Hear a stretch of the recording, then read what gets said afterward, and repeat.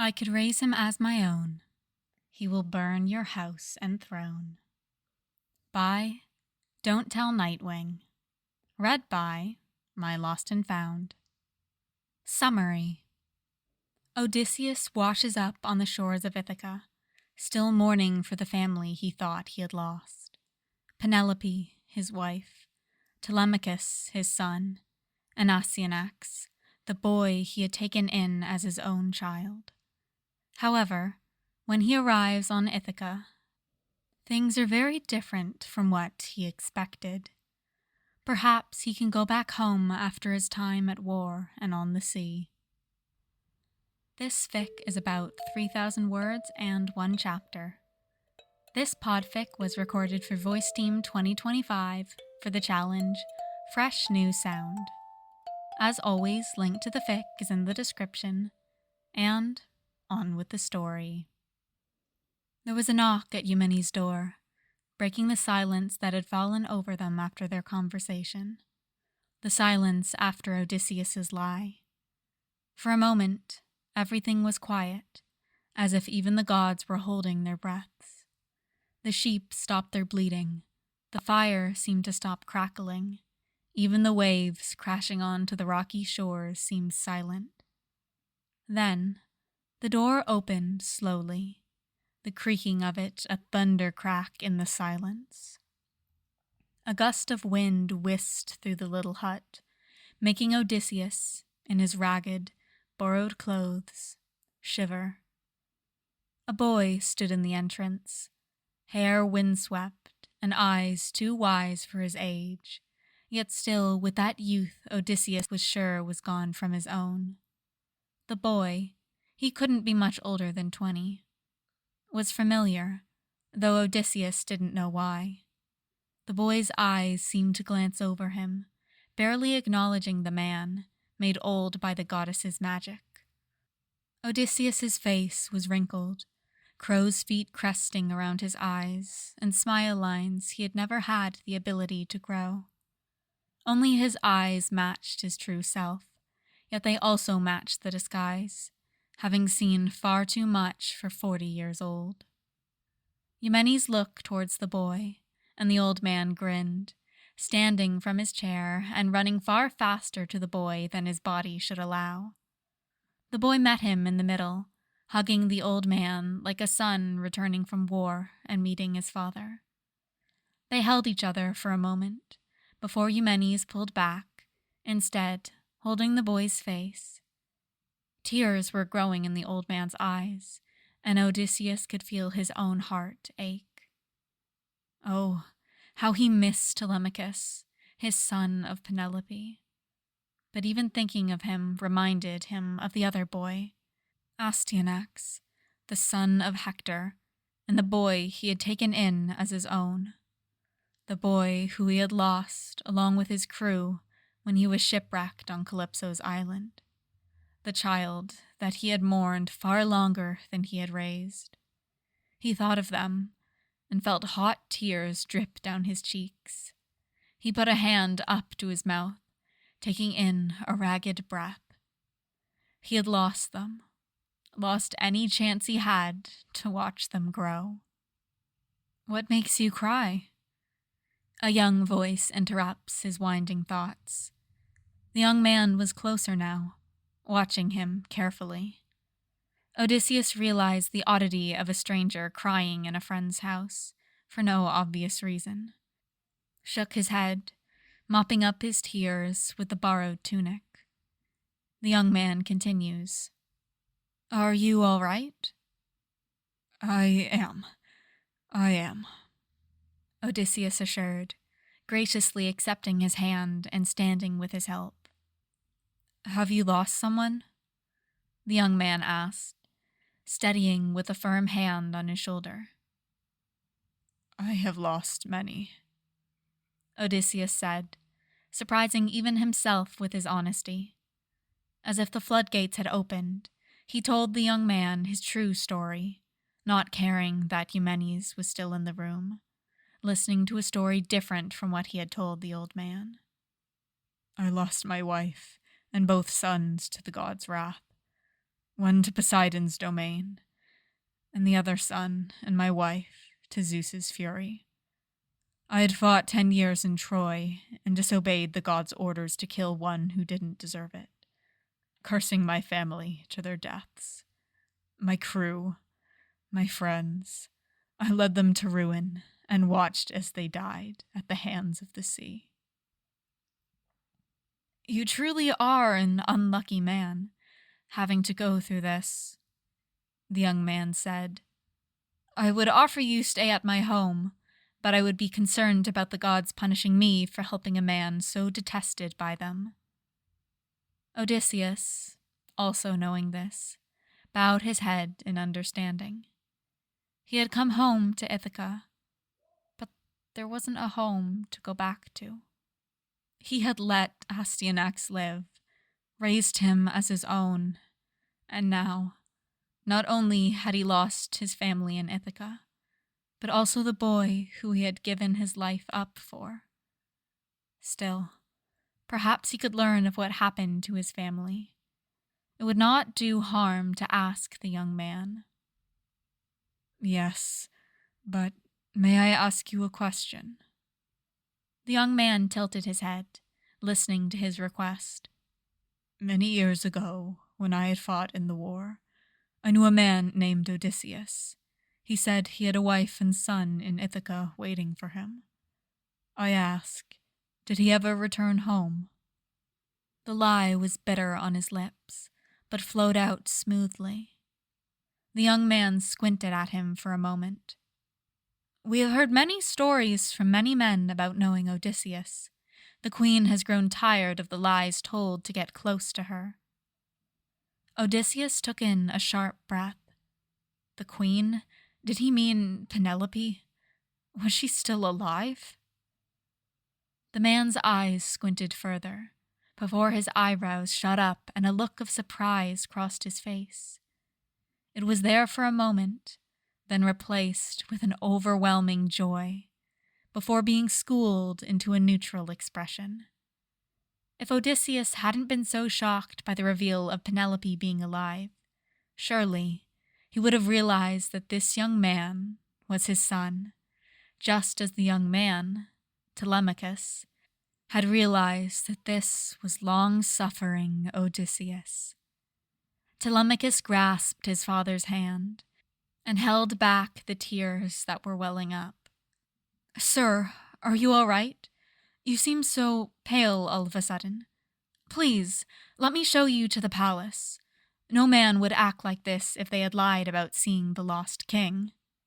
He led the shaking Odysseus out of Eumeneus's home and slowly walked him to the palace.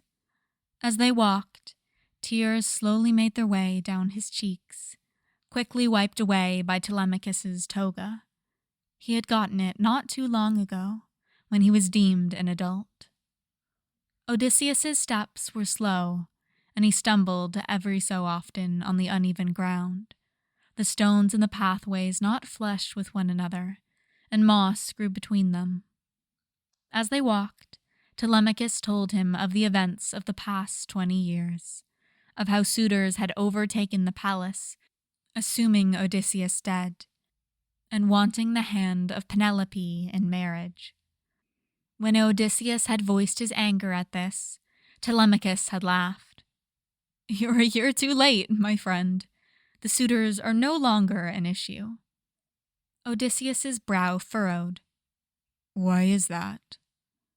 A few answers circled in his mind. Perhaps death wasn't the way he had lost Penelope, but something far worse. Marriage to another man. Well, Telemachus grinned. A year or so, a young boy, not much older than 11, arrived here. He spoke of a ship he had sailed on, and that he had traveled far and wide, searching for the home of my father. When he heard of the suitors destroying the palace, he, along with the prince and queen, were able to frighten them away, and they left, fearing the gods' wrath. How did they frighten those swine away? Surely they would have fought back, killed all 3 of them. Perhaps they would have, but Just as Odysseus was quick-witted and cunning enough to trick the Trojans to let the Greek army through their gates, they too were able to trick the suitors. When night fell, as the queen prepared a banquet for the suitors for the following day, Telemachus and the young boy went to the throne room. There, they took undiluted wine, the strongest, that had been made back when Odysseus was still a boy, and spilled it all over the throne and the walls and the floor. The next day, Penelope asked for each suitor to sit on the throne, saying it was to see which one of them looked the most like a king. Then, when the most brash of the suitors, Astyanax, sat on the throne, the young boy lit a small fire, and, like an explosion, fire overtook the throne, Astyanax with it.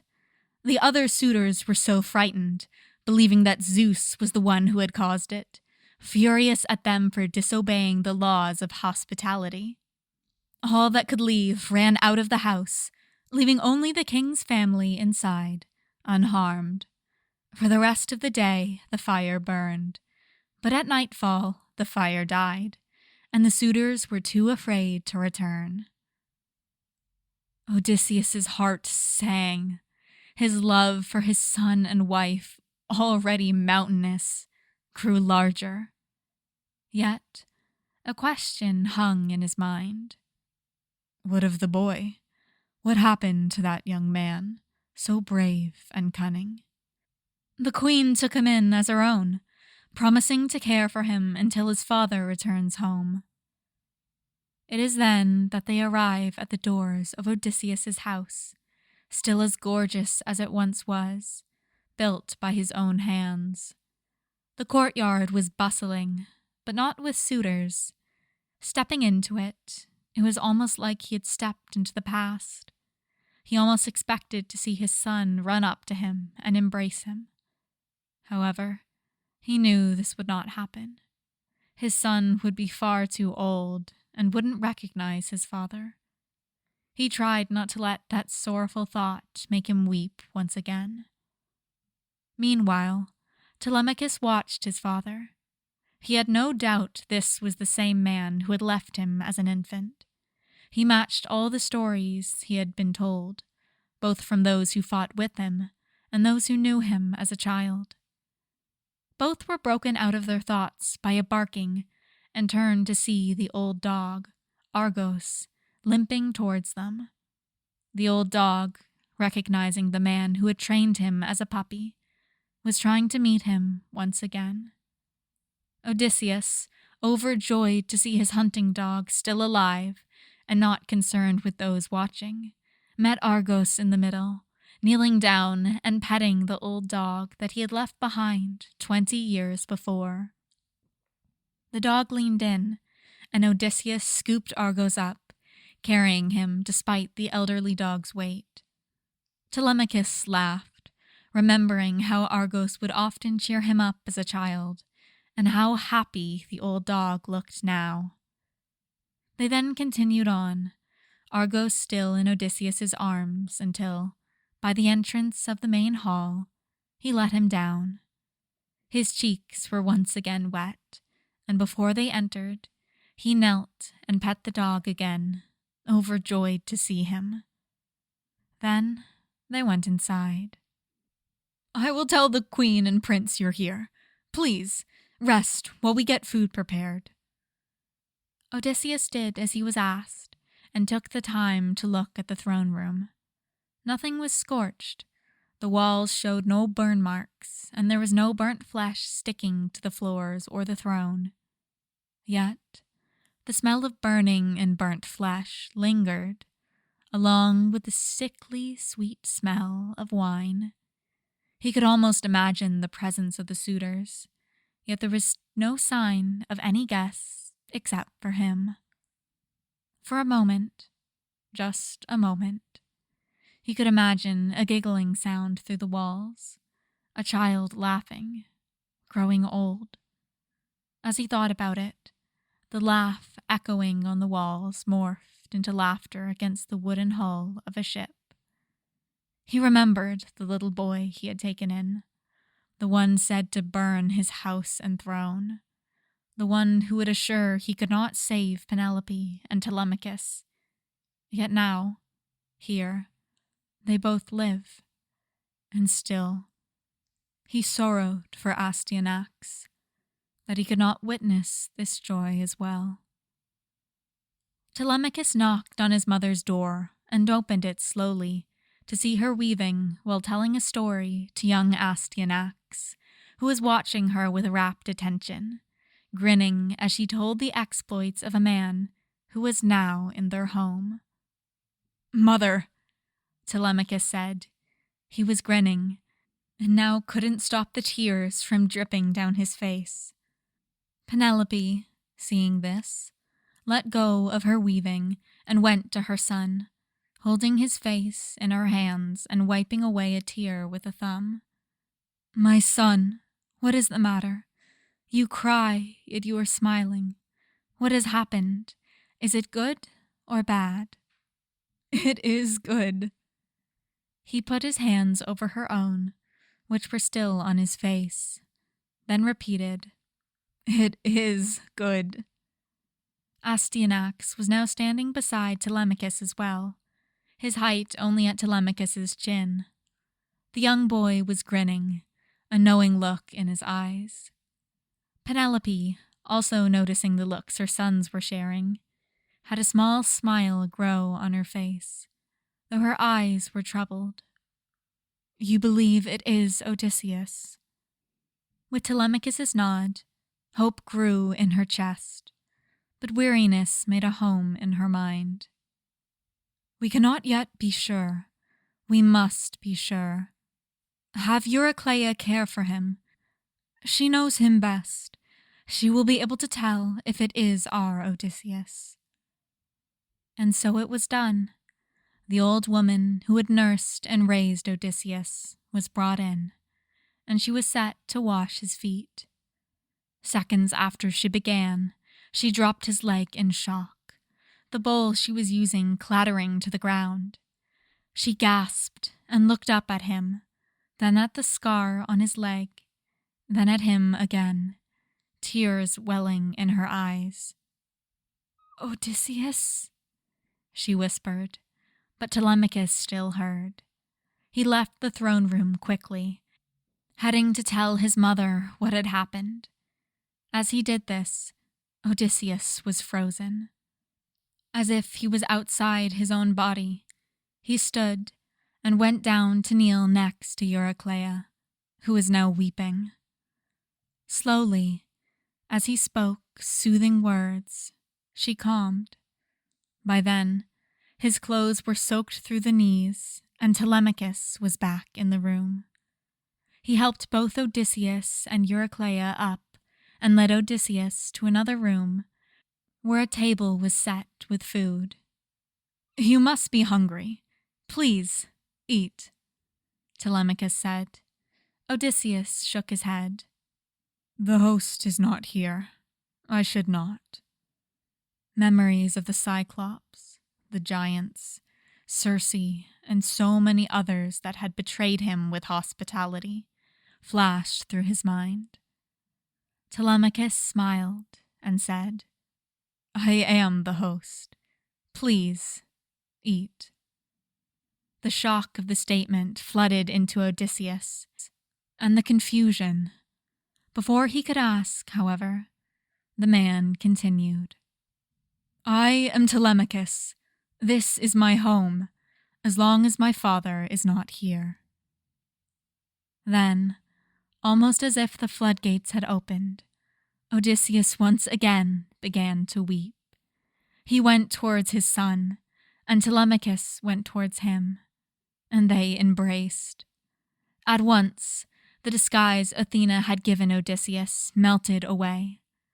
Telemachus, seeing his father truly for the first time he could remember, joined his father's weeping for the pain they had gone through, the uncertainty, the time they could never get back, but also the time they would have in the future together. It was then the door opened, and Penelope stood there, eyes also slightly watery.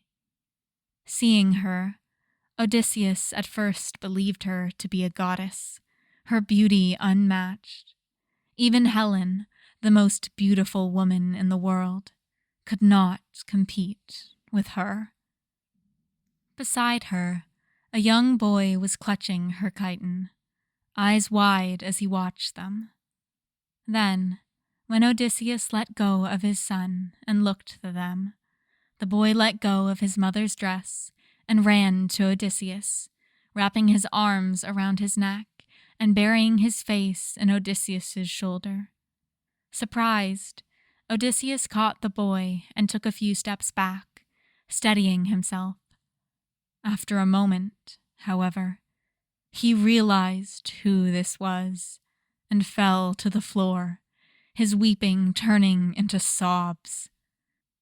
This was Astyanax, the boy he had saved from Troy and taken in as his own. He choked on his tears, no doubt looking a mess to any onlookers. Then he felt 2 more weights upon him, the rest of his family, alive and well. When the tears had stopped flowing as fast, they stood from their places on the ground.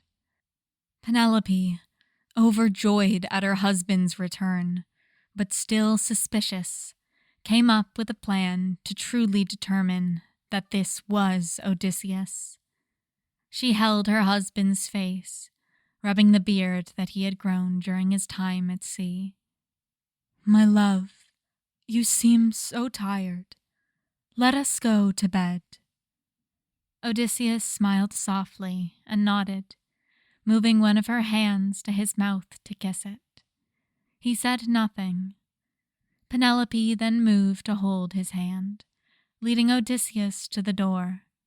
She continued, "I should let you know, I moved the bed to another room. I thought—" Odysseus stopped abruptly. "You moved the bed?" In his voice was pure confusion. "How did you move the bed? I built it out of an olive tree and the whole house around it.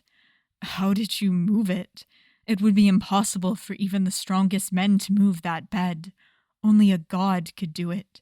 Did you get a god to move the bed? Because—" He stopped when he noticed that Penelope was laughing, her cheeks red and tears of laughter in the corners of her eyes. She then kissed him, and he kissed back. She placed a hand on his chest. "I did not move the bed, my love." Then, after a moment, Odysseus joined in on her laughing, the grin on his face so wide that it hurt. And that is it for this podfic. This is the happy ending that he deserved. Well, ignoring all of the deaths that still happened, but like it has less baby murder, and he also did less murder. I think he deserved murder, but this is probably better for his mental health. Less murder.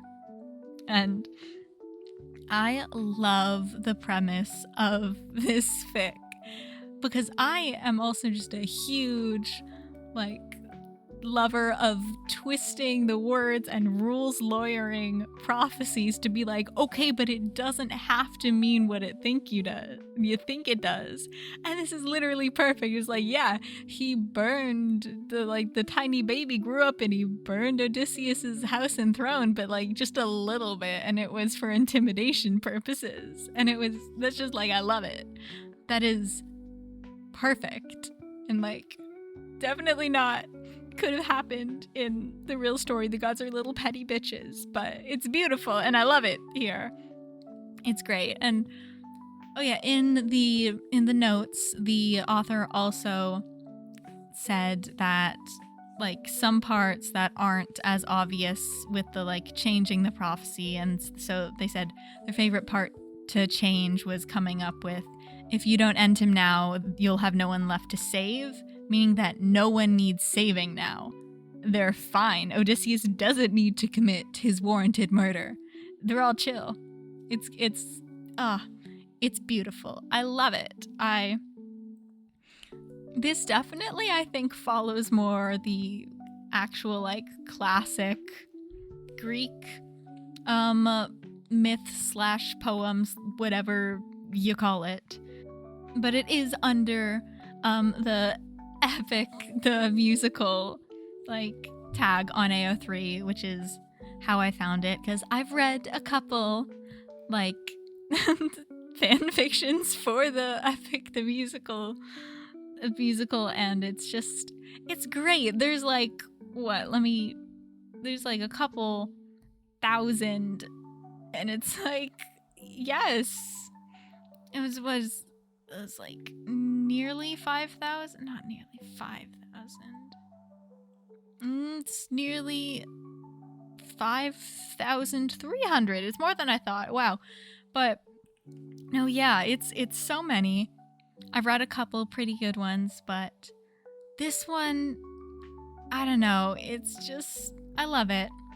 It's a little less spiking the baby off a roof, still get all the trauma, but it's like a happier ending, and I love it. And it's so creative with the prophecy. It's got everything I like. And anyway, like I said all the way back at the beginning, this was recorded for Voiceteam 2025 for the challenge Fresh Sound. My God, I'm having so much trouble with words today. Kept wanting to read. I can't even remember how to pronounce it. And Astyanax, whatever the baby's name. Thank you, Google Translate. But I kept wanting to read it as anthrax for some reason. Anyway, back to what I was saying. The challenge, it's basically record a podfic or audio work where a character has a character voice you've never done before. And since this is my first podfic for anything in this fandom, all of the character voices are new. And I tried to kind of get them close to the how they are in the musical. I didn't even have to look up any references for this. I listen to those songs so often. They are in my brain. I may not have gotten very close, but I did try to be like, okay, like what's a part where it's like, how did it go? Like how did they sound? And so I'm just like here mumbling lines to myself. It's like, whoever can string. Oh yeah, that's how you get the Penelope. And I'm trying to channel it. And I don't know, it was fun doing the voices. Anyway, also fun doing this podfic. As always, link to the fic is in the description. Go leave the original author a kudos, a comment, whatever you can. I'm sure they appreciate it. And I will see you guys next time.